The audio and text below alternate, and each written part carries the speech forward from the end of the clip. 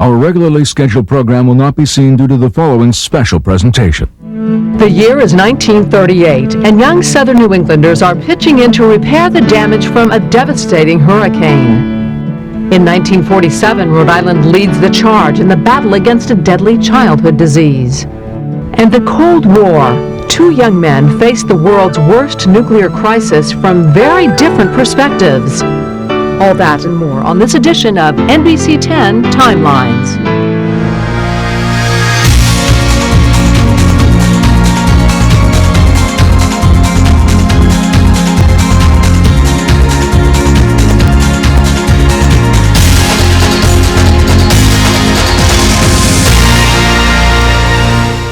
Hello, I'm Patrice Wood. Welcome to NBC 10 Timelines. Growing up is never easy, but when we focus on the difficulties and dangers that young people face today, it's easy to forget the problems that confronted previous generations.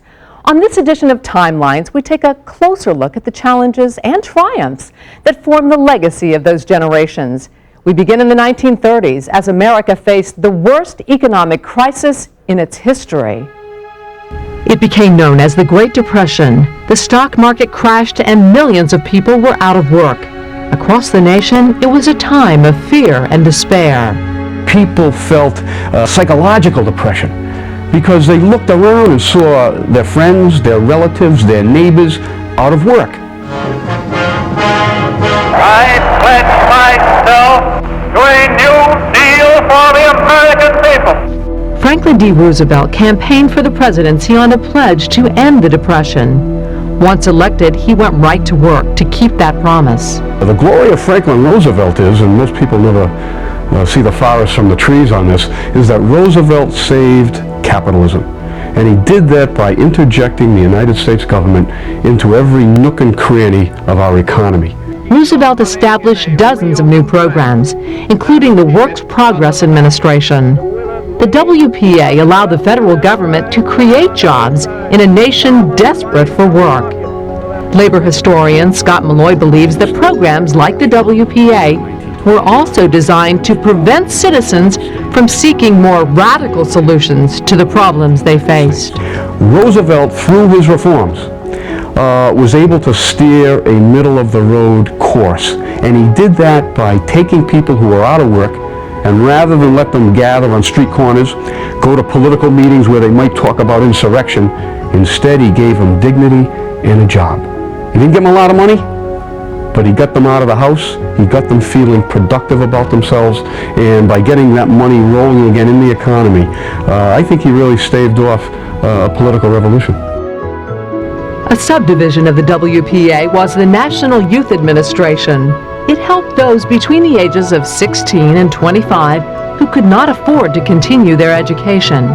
It also provided part-time jobs for young Americans at a time when every penny counted.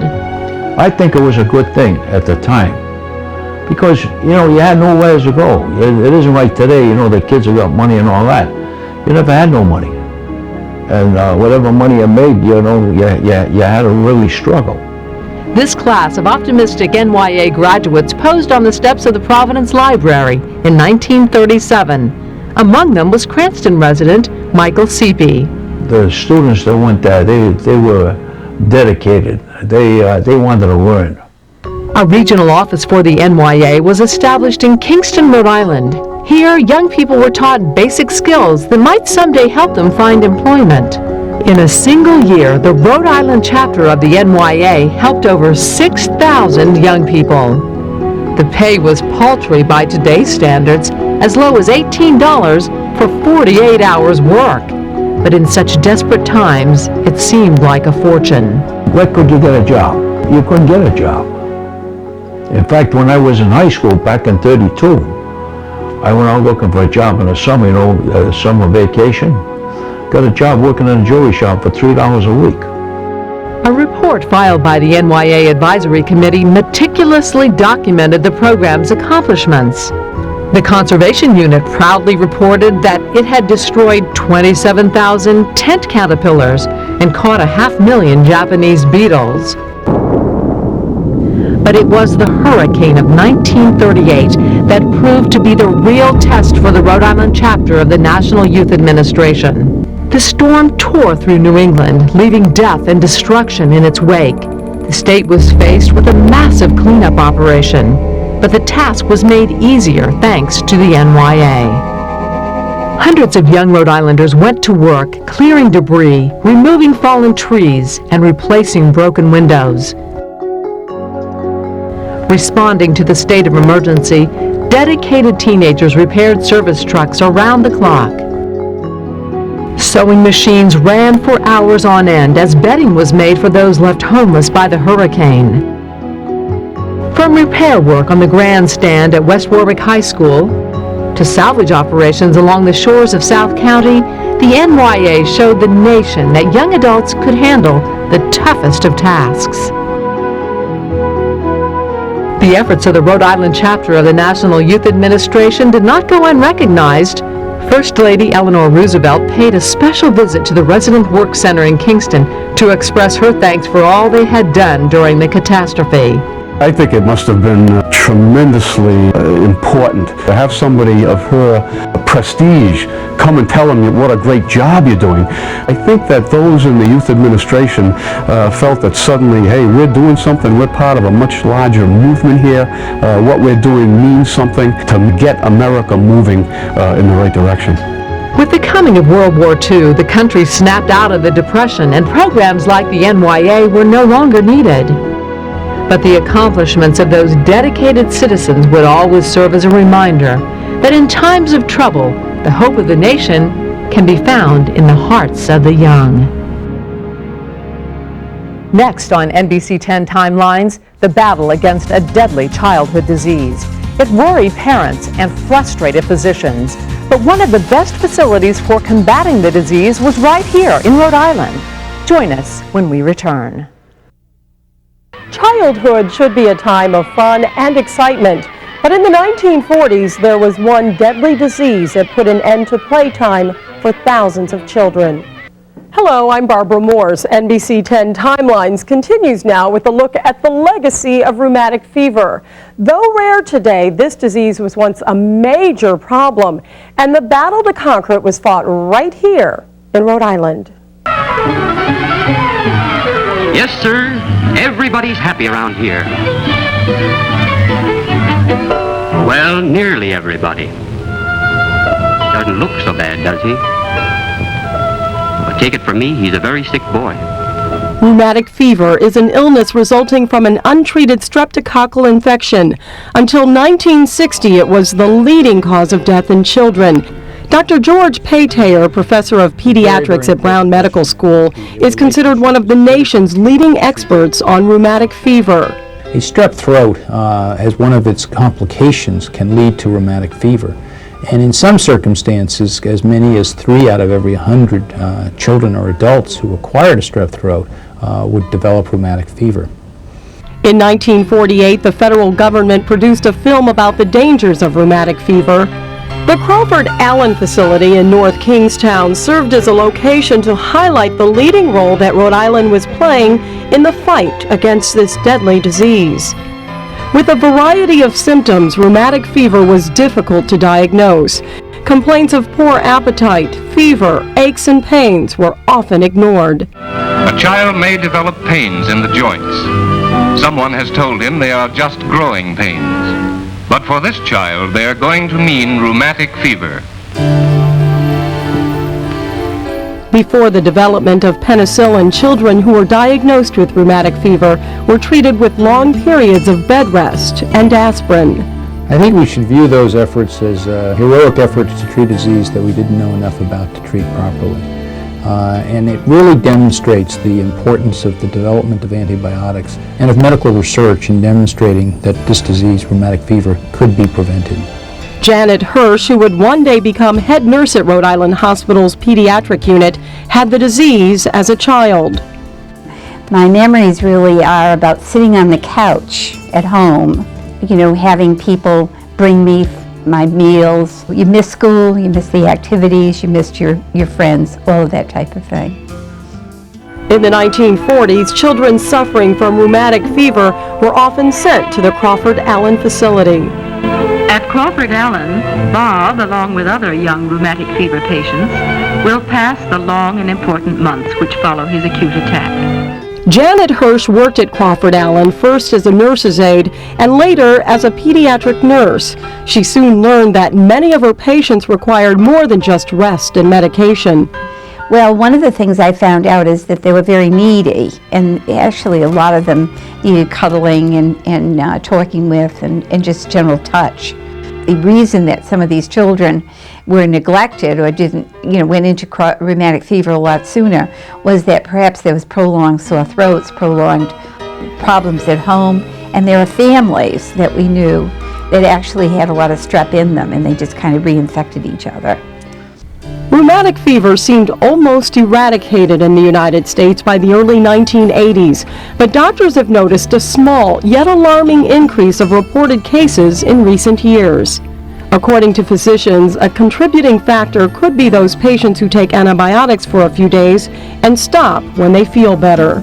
Within 2 or 3 days, whether the child gets antibiotics or not, the child feels much, much better from a strep throat.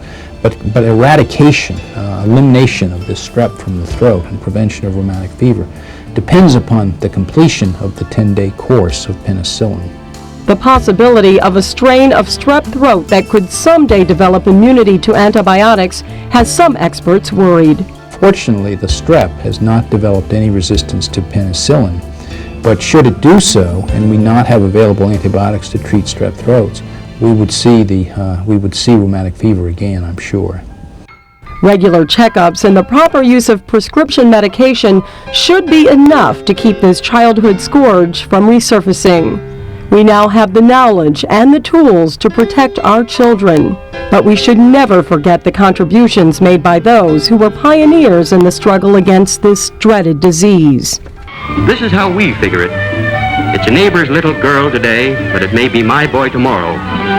It took us a while to get going, but now watch us. Next year, we'll have a rheumatic fever program running in our town, and we're going to give those Rhode Island folks a run for their money. When NBC 10 Timelines returns, we'll take a look at the Cold War from 2 extraordinary points of view. An American soldier stationed at a missile base and the son of the premier of the Soviet Union. Please join us when we return. 2 nations locked in a deadly confrontation, and the fate of the world held in the balance. How close did we come to Armageddon? 2 men at the center of the storm help us to understand. Hello, I'm Brian Crandall. NBC 10 Timelines continues with a unique look at what became known as the Cuban Missile Crisis. For young people today, the events that led up to that fateful week in October 1962 may seem like ancient history. But for the generation that grew up back then, the fear and the danger were all too real. The year is 1954, and a civil defense drill is being conducted in Bristol, Rhode Island. From their outpost, sentries observe a simulated nuclear explosion. Air raid sirens warn the population to seek shelter. Highways are closed to all but civil defense and military traffic. Crews swiftly extinguish any fires caused by the attack. Utility workers restore communications, while civil defense workers calm the crowd of onlookers. The injured are quickly taken to first aid stations for medical assistance. Debris from the blast is removed, and the population is checked for radioactivity. Everything has gone according to plan. Of course, the reality of a full-scale nuclear exchange would have been quite different.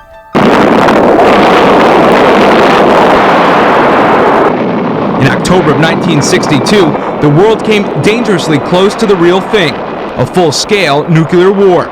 Sir, I think we have to issue pre-invasion orders for our forces. There's no choice. It's going to cost lives anyway we go. We're talking about possible nuclear war. A recent movie, 13 Days, dramatizes the confrontation between the United States and the Soviet Union that became known as the Cuban Missile Crisis. The full spectrum of airstrikes is minimum response the Joint Chiefs will accept. No. There is more than one option here. It began when American U-2 spy planes discovered that the Soviets were building missile launch sites on the island of Cuba. Those missiles could be armed with nuclear warheads and had the capability to reach this country in just a few terrifying minutes. Nikita Khrushchev was the leader of the Soviet Union at the time of the crisis. His son Sergei believes that his father's intentions were not to attack the United States, but rather to protect Cuba from invasion. No offensive intention from my father. He sent these missiles to Cuba not to threaten the United States with possible attack, but as the signal, if you will invade Cuba, it will be the nuclear war. In the event of a full-scale war, the United States would also face Soviet jets carrying nuclear weapons. A ring of Nike missile sites were America's only defense against such bombers. To prevent intruders from gaining access to the compound, these facilities were patrolled by armed sentries and guard dogs. And they were trained to detect and pursue anyone that came over these several layers of fences. And if you were in the wrong place at the wrong time, the dog would certainly be right on you, and he would detain you until the handler got there, and then apply whatever security measures were required at the time. Second Lieutenant Reginald Centracchio was stationed at a missile site in Foster during the Cuban Missile Crisis. As you needed the missiles, you brought them up on elevators, and they would be in this configuration here. I don't know if you can catch a sight of that.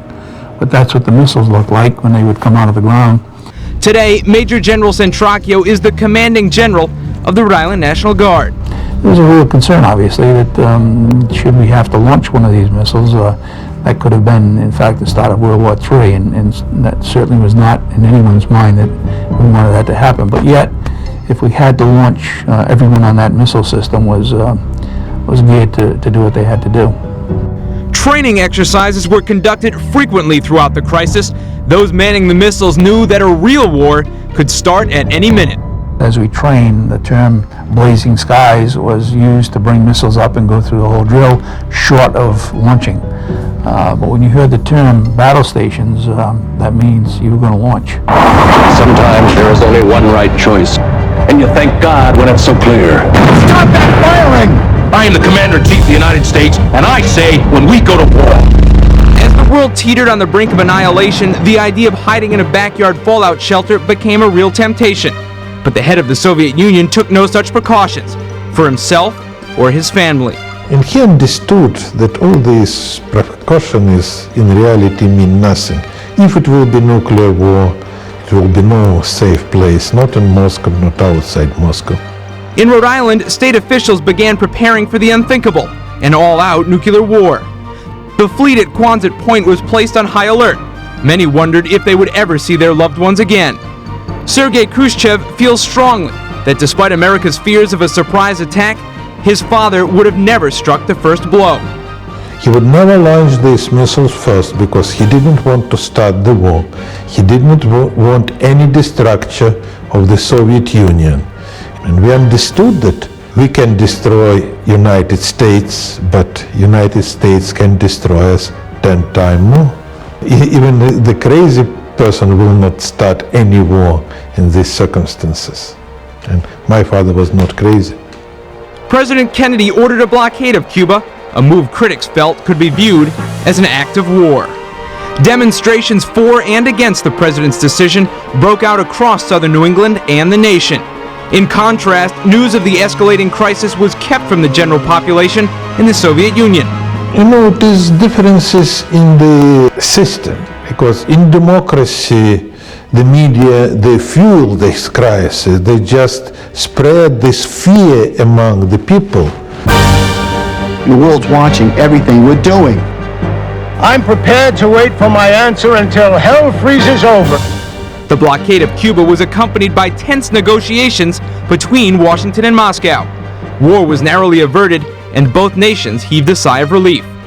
Today, we must ask ourselves, what did the leaders of the Soviet Union and the United States learn from the Cuban Missile Crisis? I think they learned that it's very easy to go to World War III. And my father told, we cannot be friends with American president and President Kennedy particularly. He defended his system, I defended my system. But we have one thing in common, we want to prevent the war. Launching several thousand 50 megaton weapons on anybody is not a solution. because no one wins. Today, Sergei Khrushchev is a United States citizen living in Cranston, Rhode Island. His home is just a few miles from the headquarters of the Rhode Island National Guard and the office of Major General Reginald Centracchio. NBC 10 Timelines will continue in a moment with a look back at the year 1966. Please join us when we return. In the 60s, a new generation was being born here in southern New England. What kind of world was waiting to greet them? We've focused on some of the more serious issues that young people have faced over the years, but our NBC 10 film archives remind us that there was still plenty of fun for kids years ago. Let's take a look at the year 1966. The first Rhode Island baby of the year was born 8 minutes after midnight on New Year's Day in 1966. Woonsocket Hospital was the scene of celebration for the proud parents. There was plenty of snow that January for youngsters anxious to try out their new sleds. The auto industry gave us a glimpse of the car of the future. Meanwhile, a program was underway to rid Providence neighborhoods of junked vehicles. The mayor watched proudly as the 1,000th abandoned car was towed away. By April, it was warm enough for some kite flying. All it took was a little wind and a little luck. These youngsters didn't seem to have a worry in the world. In October, students packed a time capsule with a few items they felt captured the times. If anyone watching this knows where they buried it, please let us know. With everyone ready for some ice skating, could Christmas be far away? Sure enough, Santa arrived right on schedule, bringing a happy end to the year 1966. And what about that first baby of 1966? Whatever became of her? Well, Lisa Higgins has children of her own today and a lifelong claim to fame. When I show my license to someone, people say, "Wow, you were born on New Year's Day?" And then I say, "Well, I wasn't just New Year's Day, I was the first baby born that day in Rhode Island." Lisa lives in Massachusetts and works part-time in addition to raising her two boys, Matthew and Tim. Thanks to her lucky birthday, Matthew and Tim are getting their moment of fame and loving it. That's a look back at 1966. We'll review other years on future episodes. We hope you enjoyed this program. You can email your feedback to us at Timelines, care of www.turnto10.com. I'm Patrice Wood, inviting you to join us again next time for another edition of NBC 10 Timelines.